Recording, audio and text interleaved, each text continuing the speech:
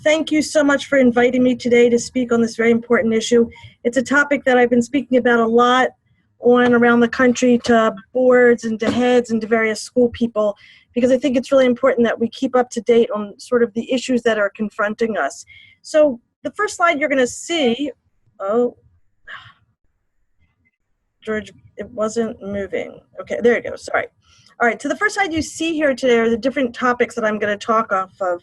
I'm going to try to go through these relatively rapidly so I can get through all of them because I think they're all important, but I do just want you to see the overview. Now, the topics that are on the left, every year at the end of the school year, what we do is, because I live on a school year just like everybody else, we go back and we look at the school year that's just passed and we try to figure out what are the hot issues, because I have obviously a team of people that work with me as the chair of the department, of my department.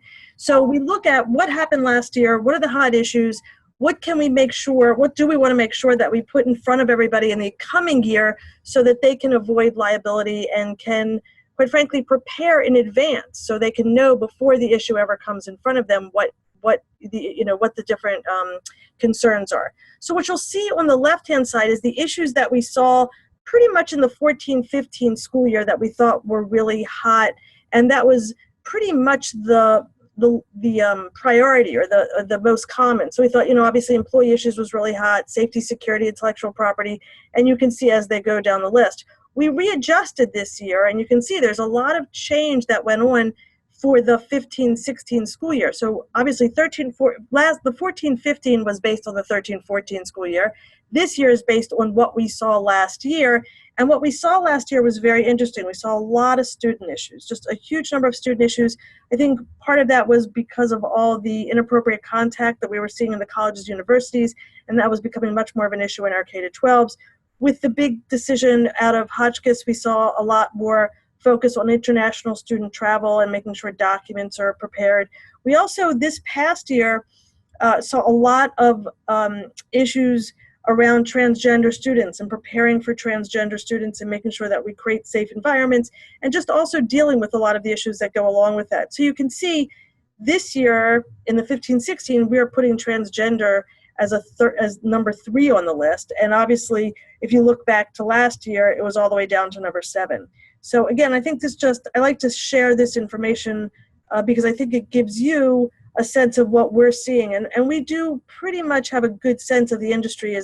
As George said, we represent about 250 independent schools around the country of all sorts, large, small, parochial, non-parochial. We have a couple international schools that are not in the United States, as well as many, many international schools inside the United States. But the reason I like to share that is because I think we do, because we see so much, can really track trends. And this is sort of the trends that we see that, what we saw this year and what I think we're going to see coming up. Oh, why is this happening? Okay. So let's start out with student issues. The big hot issue, obviously, in the student issues is going to be the behavior, discipline, and the code of conduct issues. And with all of the sexual misconduct, especially the rape and the sexting and the bullying and the drinking and the use of social media, we just saw a lot of claims. Obviously, we have to take actions, and schools have to take actions, and they should be taking actions. But over the last year, we saw a lot more claims being filed by parents against schools because of whether it was allegations of sexual misconduct that the parents didn't think were handled correctly, or allegations where the parents thought that their child was handled inappropriately because he was the accused and they thought the school overreacted, or again with the sexting as well, or the bullying, that both sides, either that the parents thought, oh, you're not doing enough to protect my child, or, oh, you're overreacting to this. And what we saw was a number of situations where we had temporary restraining orders filed against our schools. And again, what a temporary restraining order does is it limits the ability of the school to take action. So the place we really saw a lot of that was in the area of, either if we were disciplining a student and a parent didn't want us to discipline the student, we saw temporary restraining orders, or if there was discipline and the results of the discipline, a student couldn't walk across the stage, or a student couldn't participate in the graduation, or just other various ways where the parents didn't really want the school to be taking actions because it was going to impact the student in a negative way.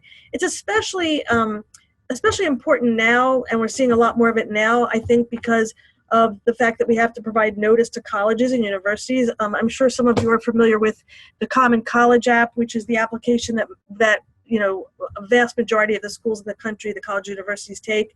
As part of the Common College app, you're required to disclose whether or not a student was disciplined, and the student is also required to disclose whether or not they were disciplined. Now, not all schools are disclosed or reporter schools, and again, some schools decide they're not going to report it.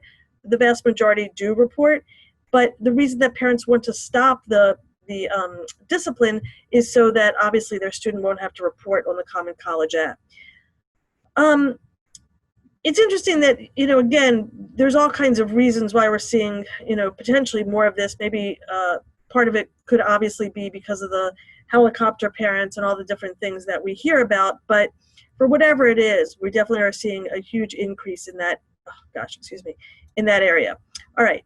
So the things that we want to make sure that our schools are doing to protect ourselves from that, obviously, are update our policies, whether that's, the employment handbook, enrollment contracts. We want to plaster the walls with what the rules are, making sure that everybody understands, here's the discipline, here's what's expected of kids, here's what the code of conduct looks like.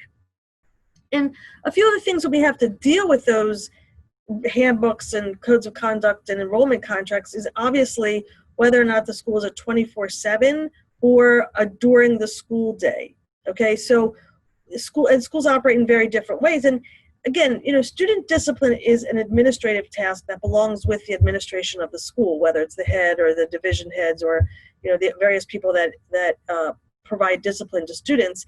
Having said that, there is a bigger picture and a bigger issue that goes along with student discipline, which is sort of the broader philosophical issue of student discipline, and whether or not we look to our students and expect them to behave just when they're in a school activity or during school or some school-sponsored event, or do we expect that of our students 24/7? So at all points in time, regardless of where you are, whether it's summer vacation or the weekend, you're still required and expected to act in a certain way because you're a member of our community. And if you don't act consistent with our standards, then that may result in discipline. And that's been a big issue of late because again, we might have these parties on the weekend at a parent's house, and what we're seeing with increasing frequency is parents are supplying the alcohol, or parents are encouraging the use of alcohol. They know it's going on, they don't do anything about it. And so and then what happens? Well, the police get called or somebody gets hurt, and the school has to determine whether or not they're going to discipline a student. So it's really important that schools make it really clear whether they're always the student is always required to comply with the codes of conduct, or is it just, again, when the school's in session? And that's been a big issue in terms of how we can defend ourselves against these various actions by parents against the school. The other thing just to be alerted to and aware of is the whole notion of whether or not there is a board review, or the board has the ability to review the decision made by the administration on a code of conduct violation or some sort of disciplinary issue. And that's obviously a very controversial issue and it's one that really has to go in front of the board, or the decision should go in front of the board. But if the theory is that disciplinary actions are clearly administrative, then the appeal to the board becomes way more controversial. So I will tell you that a lot of our schools do review disciplinary decisions, though a lot of them don't. And it is, again, when you're doing these codes of conduct, you do want a certain amount of due process, which would allow for an appeal. Often what we're seeing is you have some sort of committee that, establishes a discipline, or if it's in one of the lower schools, or the lower grades, then we just have the administrator, and then possibly it goes to the head of school. Caryn, are you making a recommendation to us on that? Pat Mayo, Ohio. I am not going to make a recommendation on that. Look, here's what I would say to you. I would say to you that it's really very much of a cultural issue. It's a huge cultural issue. And some schools feel like, hey, look, this is absolutely an administrative issue, which I absolutely do agree it is an administrative issue, and it is really truly only for the the administration to decide. There are certain schools that say, look, this is a very important higher level decision-making process, and yes, we want to give the parents one last appeal right. Now, if in fact you're going to appeal to the board, I would suggest that the only issue that the board should determine is whether or not the administration complied with the standards that are expected. So in other words, I don't want the board putting themselves in the decision-making role. So if the head of school decided, yes, we're going to expel this student and it has a right to appeal to the board, all the board should be looking at is whether or not the head followed the process that he or she was supposed to follow. I have a case right now, a huge case right now going on in one of our schools, and it's a school that the board is very, very, very committed to making certain that the school operates consistent with their religious faith. And Matthew 18 is very important to them.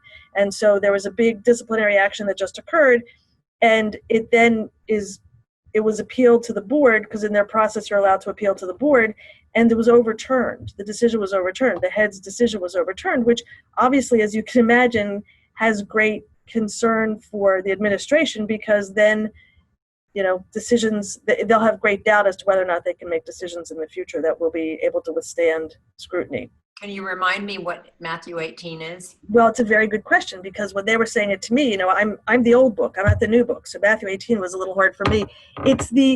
Matthew 18 is when you bring parties together to try to resolve conflict.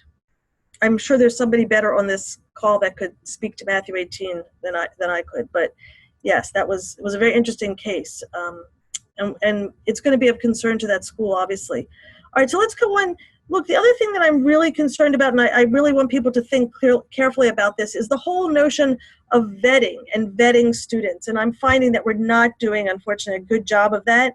It's been a big issue for me. I've spoken a lot to the admissions folks this past 2 years, because it's of such great concern to me about the vetting that we're doing. And what I'm finding is that, and it's for our international students as well as our domestic students, that we are careful generally about vetting employees, but we're not careful about what students we bring into our school. And in the same way that we're exposing our current students to adults that could expose them to harm, other students can also expose kids to harm. And so the things I want schools to really think about is, what does the application process look like? What kind of questions are we asking? Are we asking just, where did you go to school in 9th grade? Or are we asking, what month and year did you start school, and what month and year did you end at that school?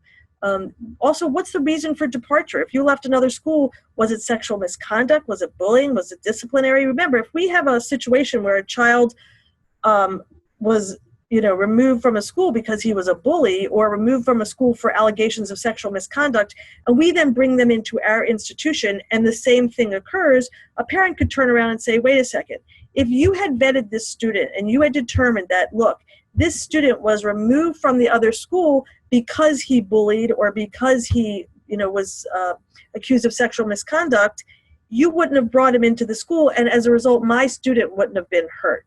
So I strongly encourage us to really look at that process, and that includes, what are we looking at when we collect the information?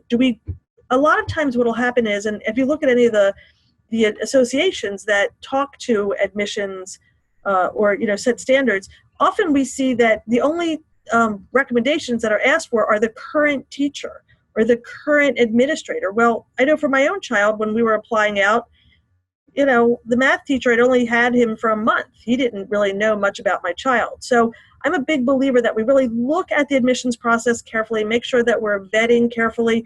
I think we really need to look at our international kids. And the reason this has become such a hot issue for me is, a couple of years ago, we had one of our schools that has a lot of international kids, an allegation raised by some other students that one of the international students had been alleging that he was a cat skinner, and that he had been expelled from his country, the schools in his country of origin, because he skinned cats. He then came to our school, and when we started really looking into these allegations that were made by the domestic kids, it turns out that, yes, in fact, he was a cat skinner. And yes, those cats that were missing on our campus were because of, I know, it's amazing, isn't it, what I see, because of this cat skinner. So, if there was, it's really difficult. How do you go back and find, so, what happened in a student's country of origin? But it's a very important thing to do. The other thing that I have on this, and again, it often makes people bristle, but it's the whole notion of looking at the criminal backgrounds of parents. The reason, and I'm not suggesting that anybody do this or not do this, here's what I'm saying. We've seen a lot of situations over the past number of years where it comes to find out the parents been accused of sexual misconduct, right, with students. Not students, with children, with minors, and they've been convicted. Many times they've been in jail for that. And then they come into your community, and the question becomes, so what is our responsibility when we have someone in our community that has been convicted of misconduct with a minor, and we're on notice of it? So do we have any responsibility? And quite frankly, we do if we're on notice. So then you take that next step. So do we have an even greater responsibility to determine whether or not someone really has that background? I will tell you, I really am not going to make a recommendation on that. Schools do a wide range of things. I do know that the schools that do those criminal background checks do them because they've had a bad incident. The first one that we dealt with, where that school is now doing it, is they brought in a student not realizing the parent was had a criminal background, was convicted of inappropriate contact with a minor. The parent had served time, and in fact, if we had just done a Google search on this guy, we would have found it, because there was pages and pages and pages once we did the Google search. And unfortunately, a student slept over his home, and there was inappropriate contact with the student of ours, and the allegation was raised by this child that was hurt. If we had done any kind of background check, we would have determined that this adult was a pedophile, and we would have put parents in the school on notice. Now, we got rid of the case, but it does raise the issue of whether or not we want to do those kinds of background checks. Okay. Okay. Let's talk about international student travel just a little bit.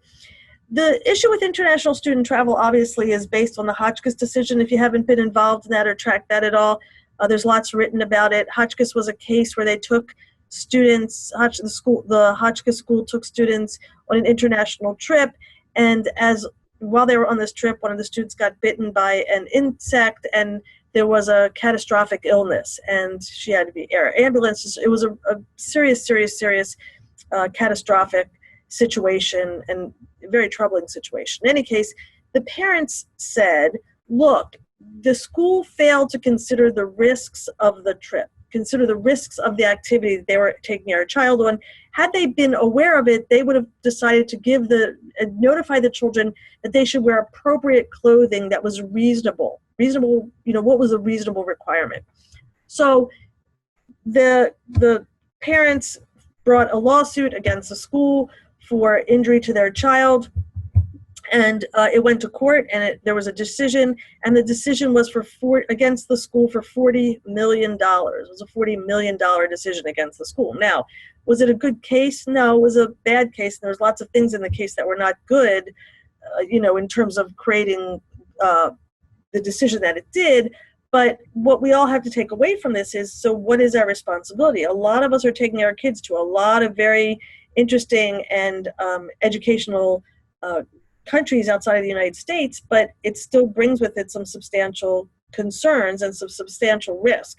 So we want to make sure that when we are doing this international travel, that we're careful and thoughtful about how we do it. So the first issue, obviously, is always, what are we using in terms of forms and documents? And all too often, I look at forms, and we've been looking at international travel documents for years and years, but you want to make sure that it's more than just the same form that you're going to use to take the kids down to the park or the local zoo. You want to have something that's very comprehensive, that makes sure that it hits all the hot issues, like, advising advising parents to go and look at the CDC and the State Department website to see what the concerns are, making sure that we're getting medical authorization from doctors so that kids are able to travel, making sure that we get all the waivers from parents, that we have documentation that says, look, these trips are risky, and while we try to protect your kid as much as we possibly can,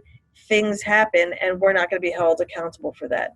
So it's really important. And the Hotchkiss documents were, good. I think we've all learned a valuable lesson from that case of how to tighten up some of these documents, but still, it's shocking to me how often it's not even just the fine-tuning of these documents to make them tighter, but it's coming from zero, where we have a one page, is it okay for my kid to go on this trip?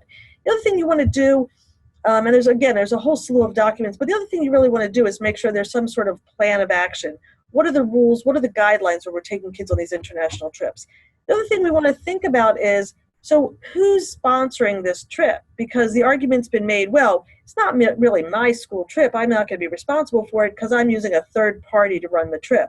Well, even though we may be using a third party to take the kids, to oversee the kids, to coordinate the trip, in the end, if we are suggesting to students that they participate on this trip, we're sponsoring it, or at least we're endorsing it. And again, if we're using documents that giving permission for kids to take trips, then they become our trips, and we certainly have liability.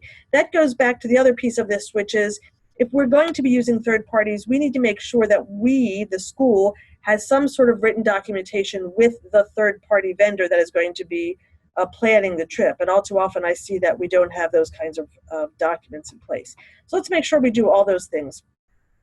And the last thing is, we need to really make sure that we're taking kids on exposing them to reasonable activities, and we want to have reasonable field trips. So I got a call at the beginning of this school year, as a matter of fact, because there was a school and they wanted to take the kindergartners on a whitewater rafting trip. And as the head was describing it to me, it was a pretty serious whitewater rafting trip that, quite frankly, I'm not sure I would have gone on. And I suggested to the head that possibly that wasn't the best, that we were going to expose these kids to some pretty substantial liability or substantial potential injury, and so we did modify the trip. The other thing, again, for high school students traveling to Cuba, now for many years we wouldn't do that. We're seeing a lot more travel to Cuba, and so now, the State Department just came out with some guidelines even on student travel to Cuba.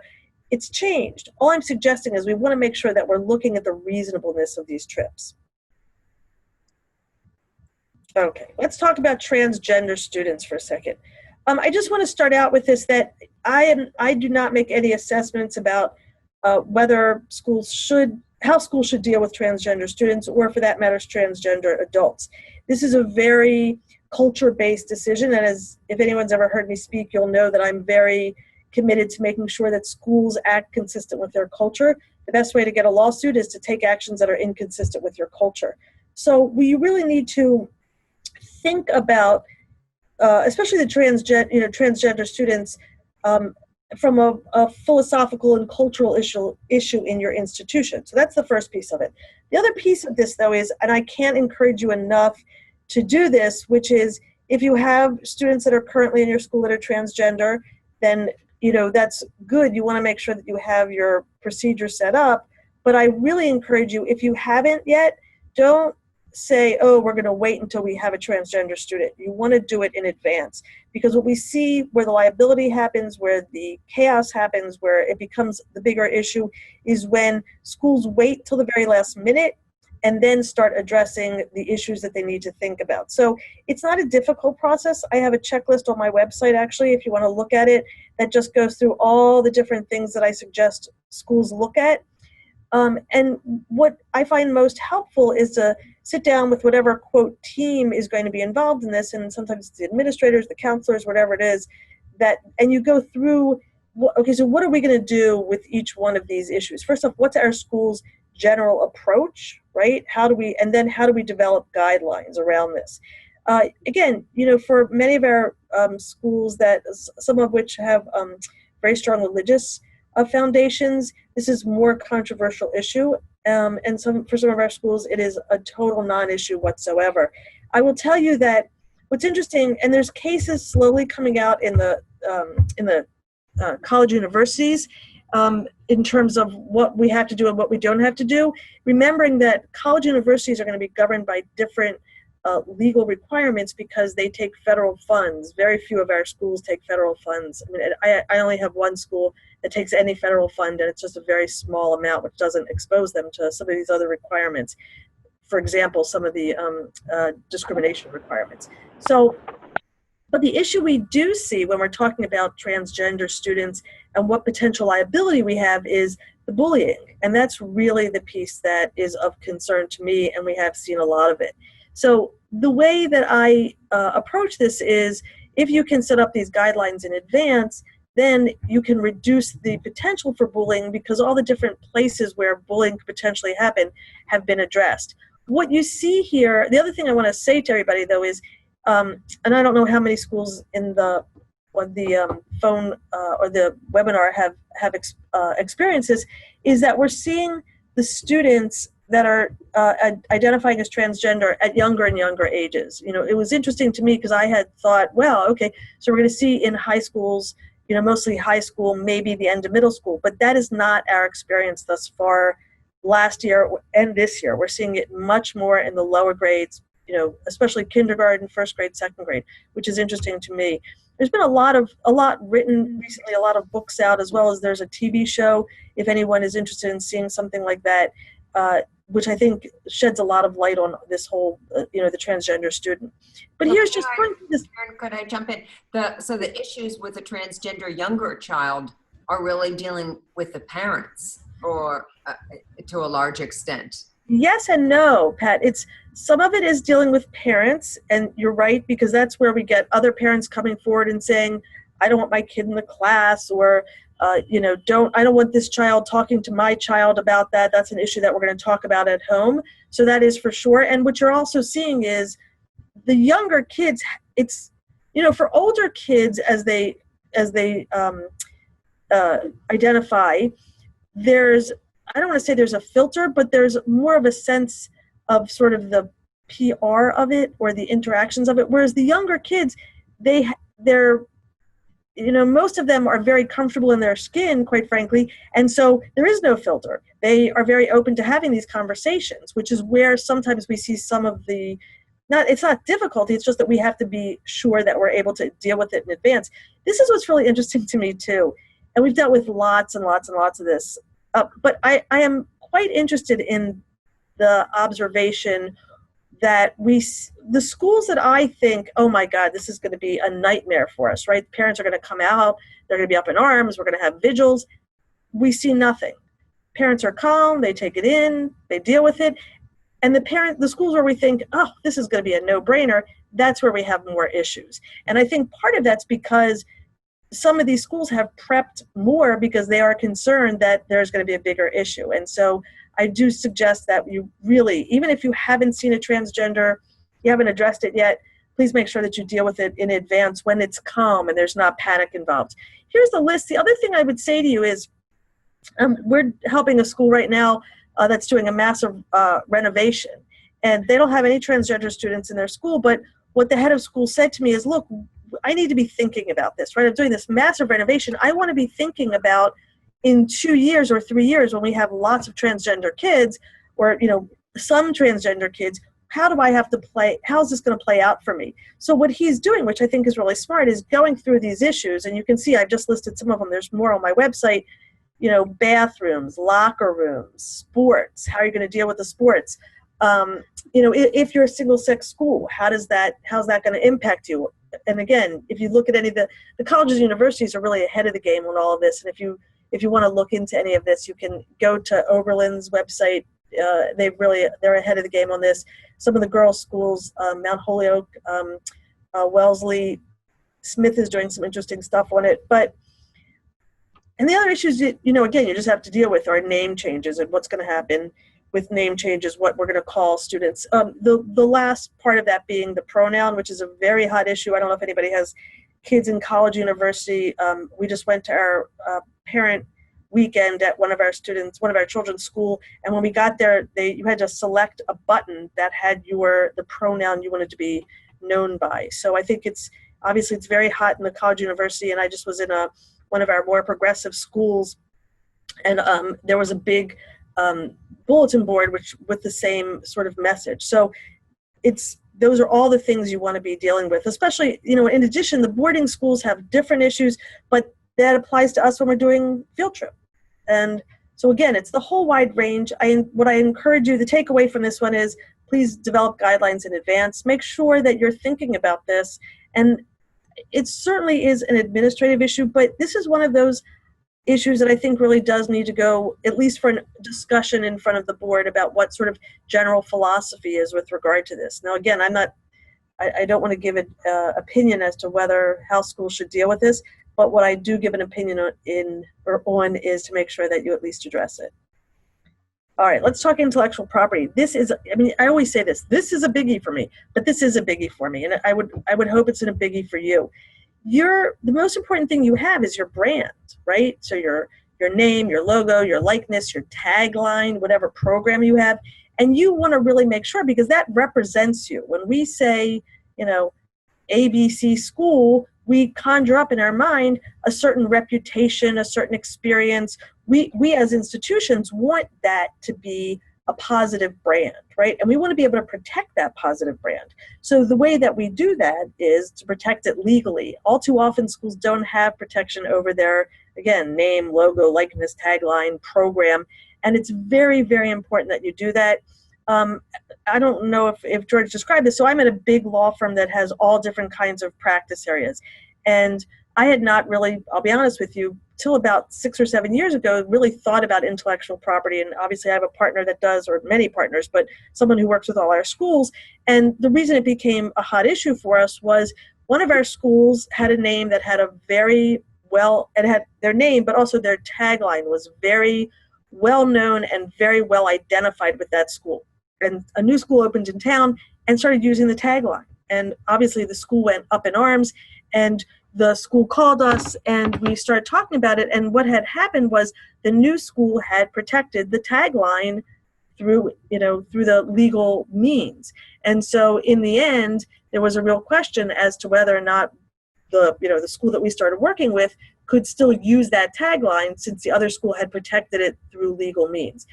We resolved it, but after that experience, it really made me want to make sure that everybody knows how important it is that you get your protection. And it is not expensive to do this. I do advise that you use someone that knows has done a lot of this kind of work. Especially good to find someone that's done a lot of work in the school area, because there's lots of issues that go on with our schools. So, for example, if you are looking to do any sort of international expansion, or if you're going to bring either you're going to partner with a school in another country, or you're bringing international kids, or you are doing trips, if you're taking kids internationally or partnering with schools internationally, or you have a program that you're going to take on the road and try to sell it as an alternative revenue source, you want to make sure that not only is your brand protected in the United States, but also protected in the other countries that you're going to. So we have a school that has an excellent program that they've developed over the many years, and they want to obviously use this and sell it so that they can use it as an alternative revenue source. And they started going internationally without protecting the brand, without protecting the name or the logo, and it is now getting to be a little weakened. So we had to really swoop in and make sure that in that country we have the protection set up so that they're not worrying about whether or not they're going to be able to continue to use their brand name. So, you also see this, I don't know if anybody has seen this, I see that all the time, where you have, you go online and you see this website that has your school's t-shirt, your school's brand and name on a t-shirt, and you have some company selling your t-shirts. And again, that's so they can make money, and you need to make sure that that doesn't happen. The only way you can make sure that doesn't happen is if you have your logo protected. The other thing you want to do with regard to this is we want to make sure that we let faculty, we let students, we let other third parties know that they're not supposed to be using our intellectual property. So, for example, if you have, if you're using a third party to do your international students, you want to make sure that they're not putting on their website, oh, we bring in kids for ABC school with your logo on there. The other thing you want to make sure is that parents know that they're not supposed to be using the logo, especially, we have PTAs or we have whatever it is, and they're in their best, in their best interest or in the school's best interest, they're trying to use these things to promote the school, but we have to be careful to make sure that we're protecting that. Especially true when it's parents who may be using our logo for their own personal reasons. So, they have a real estate company and they're selling real estate, and they put on their logo that they're a, ABC school parent. Okay. Immunization, infectious disease. This has become a hot issue too. New York, you saw a lot of that this year or last year. There's two pieces of it. One is the immunization issue, and New York just did a big, overhaul on their immunization statute. And I would encourage you, if you don't otherwise have an immunization policy, that you absolutely create an immunization policy so that you know if you are requiring everyone to be immunized, you understand what the laws require or what, in terms of allowing someone to opt out. And the opt-outs in New York are obviously for religious reasons, and it's got to be a sincere and genuine religious belief. So what does that mean? Well, unfortunately, in New York, what happens is you can pretty much give anything, and it can be considered a proof from a letter. It can be considered a letter from a clergy, and that would be sufficient to recognize a sincere religious belief. I don't know if anyone's gotten involved in any of these, but we've seen there's one church in New York, and it literally, it's like a copy machine. It's been copied so many times that it's not even straight on the page anymore, this form. And they use that as the religious belief so that the child doesn't, it's against their religious belief to immunize a child. That has to be allowed. The other thing that has to be allowed, obviously, is the medical condition. So if there's a child that has a substantial medical condition where immunization would put the child's health at risk or put the child's life at risk, we have to recognize that as well. You do want to put something in writing so that we know exactly what the immunization requirements are. The other part of it is, okay, so what happens when there is an outbreak? What happens to this child who is not immunized if there's an outbreak of some infectious disease? And that's a really important piece of this, because what you don't want is to know that you have these non-immunized children, chicken pox comes out, which like we had last year.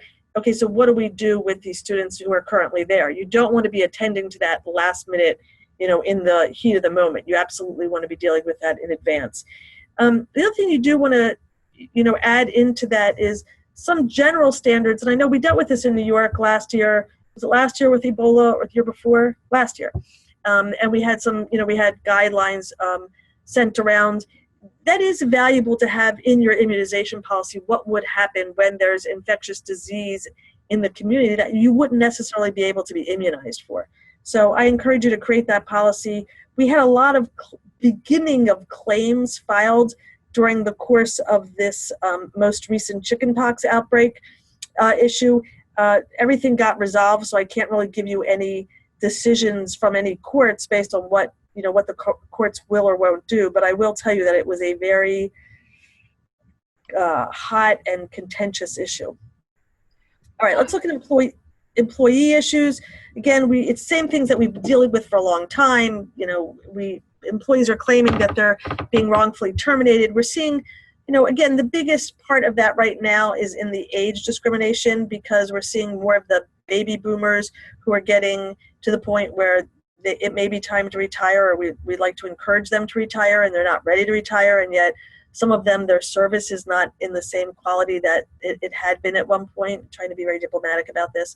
And so as we make these moves, what we're seeing is, the response by employees that we're terminating is, oh, you're discriminating against me because of my age. So we need to be cognizant of that. We are seeing some plans, reduction in staff plans. So, and again, they can take the form of an early retirement or early retirement buyout. There are many years we weren't able to sell those things because, the market went down. People's, TIA-CREF accounts were not able, they weren't rigorous enough for them to retire. We're seeing less of that now that they're coming back. And we are seeing a lot of schools that are starting to look at these early retirement plans.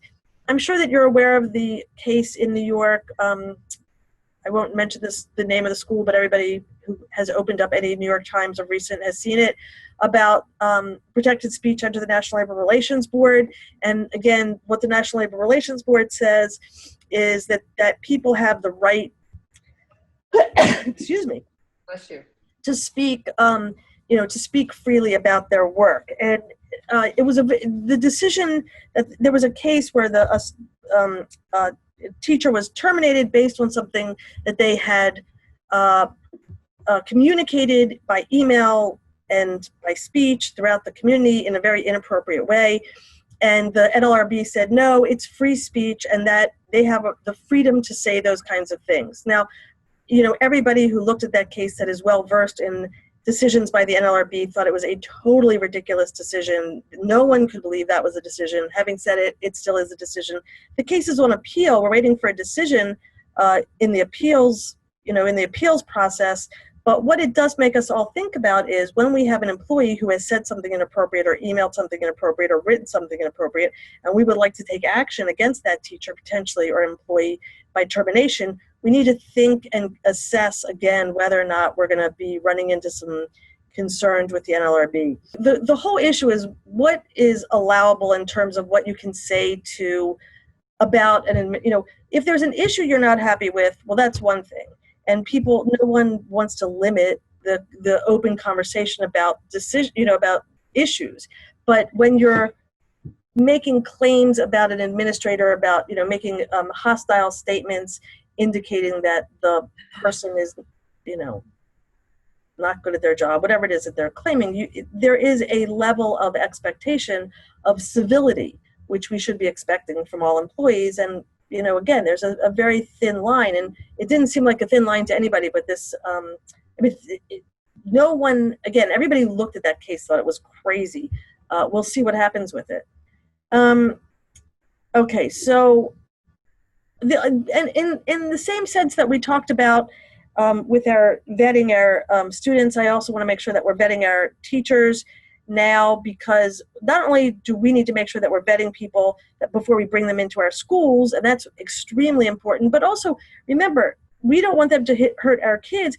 We also want to make sure that they're not hurting other adults. So we want to do these criminal background checks. I'm a big believer in the criminal background check. I think we should do a very thorough vetting process of our employees before we, applicants before we bring them in. Because that's where we're seeing, a number of claims, not only against a school for injury by an adult to a student, but also against a school because one employee hurt another employee. So very, very important that we do that. And again, I know there's so much going on all the time, but the vetting process is a very important one. I'm actually going to be doing a series in New York on some of these employee issues, and this is one where I'm going to spend a lot of time because it concerns me greatly, the way that we're doing our background checks. Safety and security. Safety was a bigger, hotter issue in the years past. Safety, what's the story with safety and security? Well, first off, we have an obligation. What's our first responsibility? Our first responsibility is the safety of our students, right? There's nothing more important than the safety of our students and, again, obviously the safety of the other people that we engage, our faculty, our staff. The question becomes, though, so what does that mean? What do we need to do to make sure that we are creating a safe environment? There was a lot, after all the tragedies that occurred, that we're all on notice that there's potential for injury to our students because people can come in at any point in time. So what's our obligation? Well, our obligation is to make sure that we are maintaining a certain level of safety.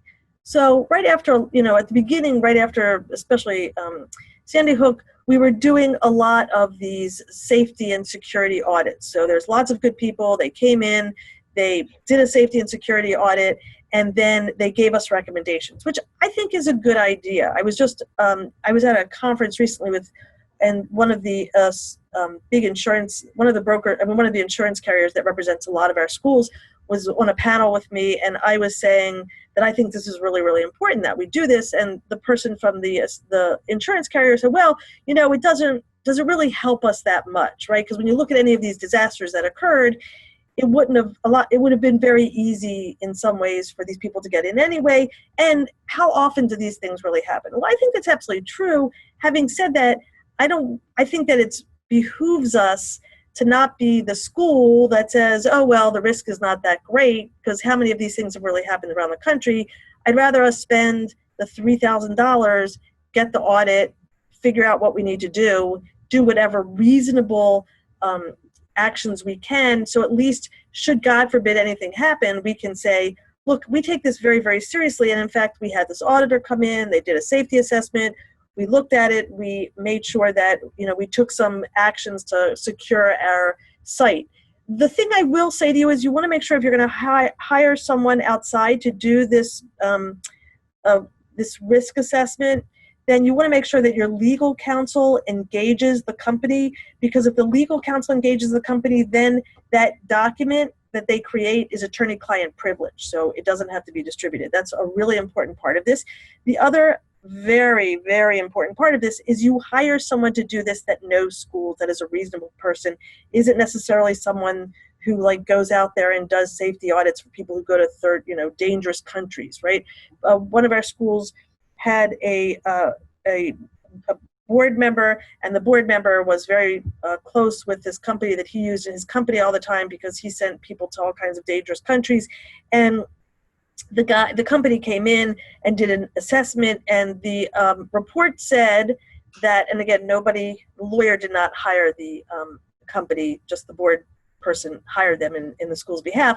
The report said that the school, which is a boarding school with 500,000 acres, should build a fence around the whole entire perimeter of their campus, which again, it was 300 acres, 400 acres.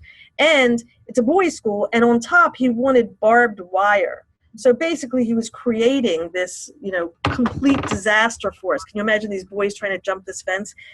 More importantly, as the head of school said to me when he got this report, he said, Caryn, I'd have to do a capital campaign just to be able to pay for this fence, which was going to cost him something like $5 million to build if he was going to do it. All right, so let's talk international students. We want to make sure that when we're bringing international students in, and a lot of us are, and I think it's great, that we're just careful. Unfortunately, I do a lot of speaking on this topic as well, and what I'm finding is schools aren't necessarily being careful and planned about how they do that. Unfortunately, schools there's a lot of reasons we're bringing international kids. One, obviously, is because it enriches our program. The other is that generally they're full pay. And so we want to be very careful, though, about vetting and making sure that if we're using a third party, we vet the third party. The third party being somebody that either helps us identify or bring in or house, any of the things that schools use these third parties to do. So we want a written document between ourselves and the third party. In addition, we want to make sure that we're careful about what that third party does for us. So if they're vetting students, we need to make sure that we understand what the vetting process is. If they're going to be homestays and they're going to establish the homestays, we need to absolutely make sure that we know how those homestays are arranged, how the families are identified, and all the different pieces. If we're not going to use a third party, then again, there's all kinds of things we need to be cognizant of. So are we, what kind of background checks are we doing on kids? How are we bringing these kids in when we're doing these interviews? What does that interview look like? Are we doing enrollment contracts? And if we're doing an enrollment contract, who's signing the enrollment contract? Can we be sure that the parents are understanding what they're signing when they're executing the document? So again, these international students is a great way to expand, and a lot of our schools are doing it. I do want us to be cognizant of the fact that there are potential issues going along with it. The ERISA issue is a hot one right now. There are a number of things that we're seeing in terms of really the concern that we have of late is that the IRS is watching us closely of late, especially because there's a number of ways that schools and other nonprofits are trying to sort of circumvent the tax laws, unfortunately, and so there's been a lot of attention paid. So the first thing is we want to make sure that when we're looking at our TIA CREF accounts, our 403B, we want to make sure that we're enforcing them, and that's where we've seen a lot of problems in terms of, the 403B document is written one way, and yet we're enforcing it a different way, or there's a church, there's certain church school classifications, and if you are identified as a church school and your 403B isn't written in the same way, then there can be some compliance problems. And we've seen a lot of that, which is why we strongly recommend looking at those documents. The other issue is a lot of schools have a 457B, and a lot of heads have that. It has to be someone offered only to someone that's highly compensated. So in other words, someone who makes more than $115,000 a year. The big piece that we've seen that there's a problem with is, in our 403Bs, if you're over 50, you get a $5,000 catch-up. So instead of just the $25,000 or $20,000, it can be $25,000. That does not apply to our 457Bs. The only time you have a catch-up with these 457Bs is a public school. There's some lawyers out in the community telling private schools that they can get the catch-up, which they can't. So just make sure, and again, the 457B is a plan that we give to the highly compensated. It allows them to defer more income up to $18,000. The 457F is the plan where it allows a board to defer more income. It can be only for the head of school, and the deferral can be and there's no limit. However, it has to be drafted in a certain way, and there has to be a substantial risk of forfeiture. It's really important that happens in that way, because if not, so let's say, for example, we say we're going to set up this policy for the head of school. Every year we're going to put, it's a 5-year contract. Every year we're going to put $50,000 away for 5 years. At the end of the 5 years, the head will be eligible, provided that she stays for the end of the 5 years. If it's not written right, then the head really becomes eligible each year of the contract for that $50,000. And so if we hold off till the very end to pay out, and it's wrong, you have to go back all the way to the first year of the contract, pay out the 50 each year of the contract, reestablish the tax returns, redo, all the forms that need to be filled out. And that is a painful experience. All right. The other thing about this is tuition remission.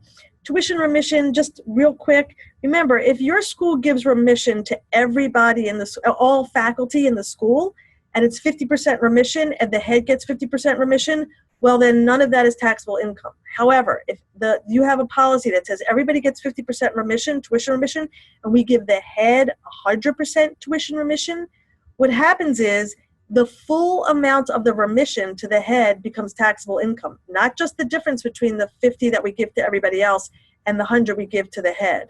It's an important distinction, so make sure, because that can be a substantial amount of taxes to the head of school.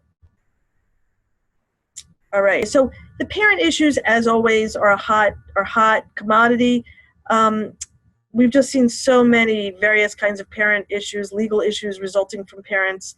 I mean, unfortunately, we have parents. Sometimes, unfortunately, we have parents. But what we're seeing in terms of just the liability is, first off, is the vetting, bringing parents into our community that could potentially cause injury to to other parents, to faculty, staff, but especially to students. And, again, the question of whether or not we're going to do these background checks to make sure that we're only bringing safe people in. That's one way. The other one is, and I hate to use this term, but interview for the crazy factor. And that's not my term. That's a admissions person term recently that was provided to me. But we're seeing a number of situations where we're bringing families into the school where we do have parents that are, have some serious, create some serious concerns for us. And whether or not that's really danger or injury, and it's not necessarily, legal, but it can cause some substantial issues. So those interviews really need to be done carefully. And it's reasonable to not only ask about students from a former school, but also parents from the former school. I mean, we've had just a slew of situations this last year where one parent, a group of parents came forward saying one parent in the class did all kinds of crazy stuff. And if we had talked to the former school, we would have known that the parent was like that. So again, I think it behooves us to make sure that we're vetting families as well as just kids. There's also the issue of fitness. It's our responsibility in a way to make sure that when we're releasing kids, that we release them to situations that are safe for them. So we want to make sure that our faculty and our staff and others that come in contact with parents are cognizant of that. A number of situations this past couple of years where a parent came in under the influence. They were supposed to take other students home with them, and the question was, well, should we be releasing the students to this parent or not, because we're on notice that there's some that they're compromised. The other thing, again, is the conflicts between parents. We've all seen this with divorced parents, bringing it into the school. We have a couple claims over the past couple of years brought by teachers against the school saying that the school did not do their job to protect them from these two parents that were fighting. So these two parents, fighting with each other, bringing it into the school, impacted on the teacher, and the teacher saying, "Hey, wait, I've suffered injury and damage, and you, school, were supposed to control that." And then the last one, again, is the reporting abuse to children's services. We have this obligation. I know it can often get sometimes a little bit tricky, but really is our obligation. So when we see that, we need to make sure that we act on it. And that's the one that I have seen, because there's all these tricky issues with parents. Do we report? Do we not report? If in fact, we think that it may or may not be of concern to us, and we need to make sure that we're being very vigilant about that.